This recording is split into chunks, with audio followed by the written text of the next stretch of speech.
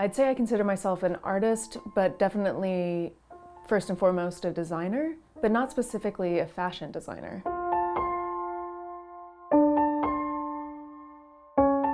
My beginning in fashion, I was working as a hardware designer and a design assistant for a company, and we would get this glorious 2 weeks before every new season to go and do research, and I would go straight to the engineering section. I would go to the chemistry section. I would look at the rivets on an airplane and how that could relate to the top stitching on a coat. I would look outside of the influence of clothing to then be inspired to make pieces.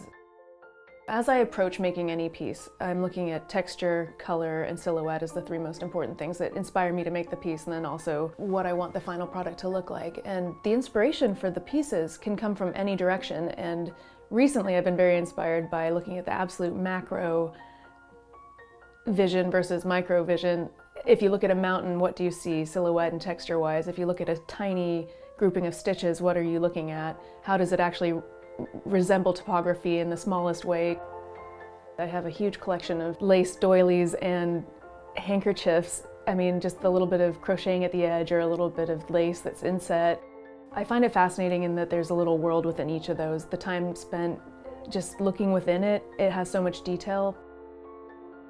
It's very important to me to allow space to dream within looking even just at the smallest tiny section of, you know, the underside of a sleeve or, you know, the inside of a pleat. I want there to be something there that engages.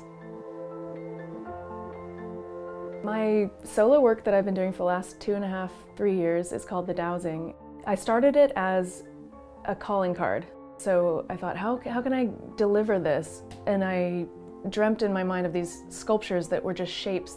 So I was like, well, let's just make them into sculptures. This will make a lot of sense in that it'll be a quick and easy way to get the ideas out there that are sort of ruminating in my mind, and then I'll put them out there on armatures, and it'll be textile sculptures that could either be taken as clothing, they could be taken as sculpture.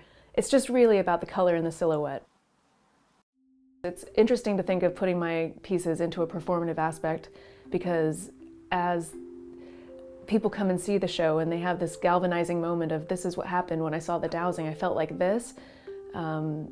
The clothes themselves are changed, I believe, and then when they go into a museum or into a setting where they're on an armature and they're allowed to be examined up close in a much different setting, it's so intimate, and I believe that also it builds a different story around the garment versus just, oh, you know, it's made by someone who never knew where it was going to go and it got sold. It's about making a piece that is documented in time as having changed via this experience.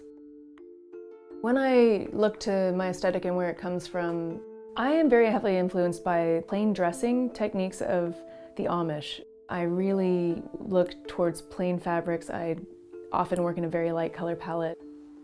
For this last dowsing, I got into a new process I hadn't been that familiar with before, but I started rusting fabric to create, over even a couple days, just a completely different landscape within the fabric, and it was very successful.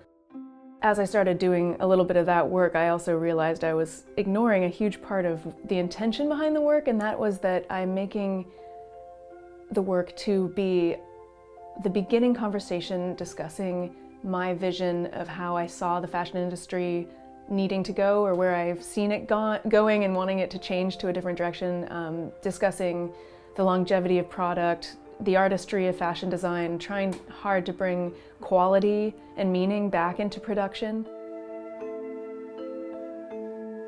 In Seattle, you have a little bit more space and time to look within to find the answers for your creativity. As we stay indoors more and we have more time to listen to our own answers that come out about how we're supposed to make something or why we're making something, I look to the landscape and I just think, you know, we can be this quiet because the landscape is this big.